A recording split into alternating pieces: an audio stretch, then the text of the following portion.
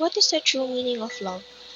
Love doesn't define with expensive clothes, money, or material things. Love is full of knowledge or wisdom of how to treat the people with the love just like Jesus.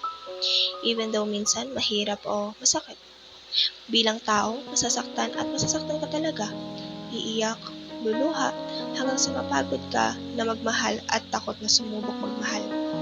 Pero sabi ni Lord, minsan ang pagmamahal ay puno ng saya, pero puno din ng mga bagay na kailangan mo isakripisyo para lang sa ikakasaya nila. Kaya anak, huwag matakot masaktan o matakot magmahal.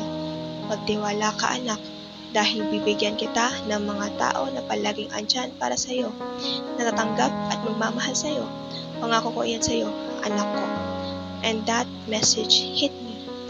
God will give a right people para makasama natin, di lang sa oras na saya, kundi kasama din natin sila sa lungkot. Namamahalin tayo ng buo na walang halong panghuhusga o pangungutya. Iyan ang pangako ng Diyos para sa ating lahat. Yun lamang po. Have a great day everyone.